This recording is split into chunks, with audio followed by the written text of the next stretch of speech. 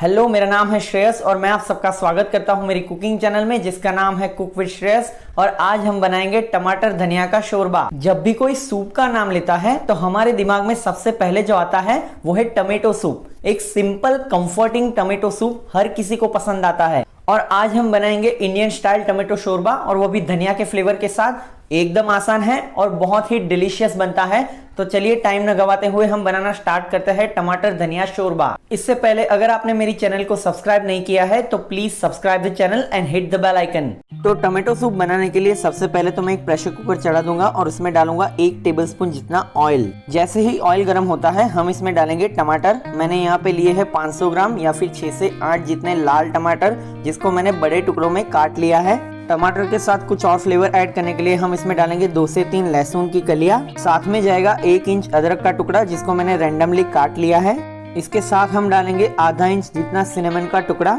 साथ में जाएगी 1 इलायची और आखिर में डाल देंगे 8 से 10 जितने ब्लैक पेपरकॉर्न। इसके साथ में हम डाल देंगे आधा टीस्पून जितनी कश्मीरी चिली पाउडर, और चिली का रंग उठाने के लिए हम इसमें डालेंगे 1/4 टीस्पून जितनी हल्दी पाउडर। अब सारे मसाले डालने के बाद हमें इसे एक अच्छा सा स्टर देना है। हमें इसे पकाना नहीं है, बस 1 मिनट तक ये थोड़े से सौते हो जाए उतना ही काफी है। अब जैसे ही सारी चीजें सौते हो जाती हैं मैं इसमें डालूंगा पानी। मैंने यहाँ पे 3 से 4 कप जितना पानी लिया है जो हमारे टोमेटो सूप का बेस बनेगा।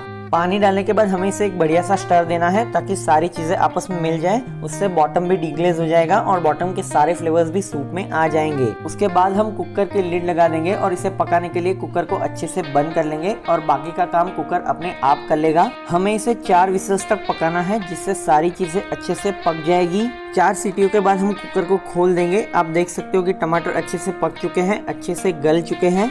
प्रेशर कुक होने की वजह से सारी चीजें एकदम सॉफ्ट हो चुकी हैं। अब हम इसे साइड पे कर लेंगे और टोमेटो सूप की आगे की प्रोसेस स्टार्ट करेंगे। हम फिर से गैस गरम करेंगे और एक हैवी बॉटम पैन को उसके ऊपर चढ़ा देंगे। पैन में हम डालेंगे करीबन 2 टेबलस्पून जितना बटर। टोमेटो सूप में बटर का फ्लेवर बहुत ही इंपॉर्टेंट है। अगर आप चाहो तो 1-8 टेबलस्पून ज्यादा भी डाल सकते हो। बटर डालने के बाद हम पैन को देंगे एक अच्छा सा शेक ताकि बटर अच्छे से पिघल जाए। इसके साथ में हम डाल देंगे करीबन आधा टेबलस्पून जितना ऑयल जिससे बटर जल न जाए। जैसे ही बटर मेल्ट हो जाता है मैं इसमें डालूंगा 1 स्मॉल साइज का अनियन जिसको मैंने स्लाइस कर लिया है। अनियंस डालने के बाद हमें इसे अच्छे से सौते करना है। यहाँ पे अनियंस डालने का पर्पस ये है कि इसकी स्वीटनेस टमाटर के खट्टेपन को बैलेंस करती है, तो हमें इसे ज्यादा सौते नहीं करना है। ये बस हल्के से पिंक या हल्के से सॉफ्ट हो जाए तब तक ही इसे हमें पकाना है। जैसे ही अनियन सॉफ्ट हो जाते हैं मैं इसमें डालूंगा 1/4 कप जितने कोरिएंडर स्टेम्स यानी कि धनिया के डंठल। कोरिएंडर स्टेम्स डालने के बाद हमें इसे भी करीबन 2 मिनट तक अच्छे से सौते करना है ताकि इसका फ्लेवर एक्टिवेट हो जाए और ये अपना फ्लेवर अच्छे से छोड़ दे। जैसे ही कोरिएंडर स्टेम्स सौते हो जाते हैं हमने जो भी टमाटर अभी प्रेशर कुकर में कुक करके रखे हुए थे वो सारे हम इसके अंदर डाल देंगे। टमाटर डालने के बाद हम इसे एक अच्छा सा स्टर देंगे ताकि सारी चीजें आपस में मिल जाए, और हम इसे पकने के लिए कम से कम 5 से 7 मिनट तक छोड़ देंगे जिससे टमाटर, प्याज और कोरिएंडर स्टेम्स के फ्लेवर एक साथ आ जाए। 5 से 7 मिनट पकाने के बाद हम इसे गैस से हटा लेंगे और इसे कम्प्लीटली ठंडा कर लेंगे। जैसे ही ये कम्प्लीटली ठंडा हो जाए हमें इसे पीस लेना है। पीसने के लिए मेरे पास एक ग्राइंडर जार है। मैं इसमें सारे टमाटो मिक्सचर को डाल दूंगा और लास्ट में हम इसके जो जूसेस बचे हैं वो भी इसके अंदर डाल देंगे। हम जार की लिड को लगा देंगे और एकदम फाइन प्यूरी हो जाए तब तक हम इसको पीस लेंगे। पीसने के बाद हम इसको खोल देंगे। आप देख सकते हो कि हमारे सूप का जो मिक्सचर है वो अच्छे से ब्लेंड हो चुका है। अब हमें इसे और स्मूथ करना है। इसके लिए हम इसको सीव करेंगे। सीव करने के लिए मेरे पास एक परफोरेटेड बाउल है। मैं उसमें हमारे सारे सूप के मिक्सचर को डाल दूंगा। उसके बाद हमें एक चम्मच की मदद से उसको अच्छे से हिलाना है। नीचे जो भी स्मूथ मिक्सचर होगा वो नीचे गिर जाएगा और ऊपर का जो रफ टेक्सचर वाला मिक्सचर है वो ऊपर ही रह जाएगा। हम ऊपर से बाउल हटा लेंगे। आप नीचे देख सकते हो कि नीचे एकदम स्मूथ सूप का मिक्सचर रेडी है। इस मिक्सचर को हमें साइड पे रख लेना है और इसके बाद हम सूप की फाइनल कुकिंग स्टार्ट करेंगे।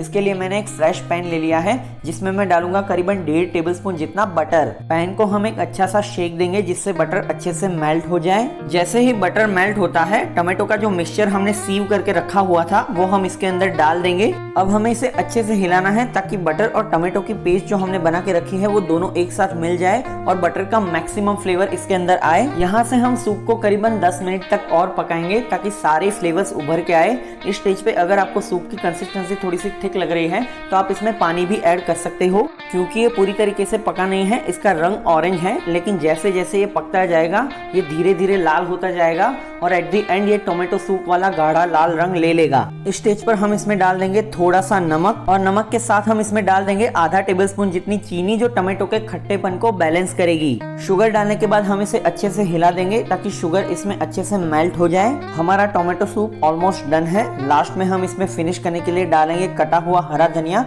जो इसको एक फ्रेश फ्लेवर भी देगा। धनिया डालने के बाद हम इसे एक फाइनल स्टर दे देंगे एंड दैट्स इट। हमारा टोमेटो धनिया शोरबा बनके रेडी है। हम इसे सर्व करेंगे। सर्व करने के लिए मेरे पास एक बाउल है, मैं इसमें हमारे टोमेटो धनिया शोरबा को सर्व करूंगा। मौसम चाहे कोई भी हो, ये एक कंफर्टिंग एंड सेटिस्फाइंग सूप है। आप इसे कभी भी सर्व कर सकते हो।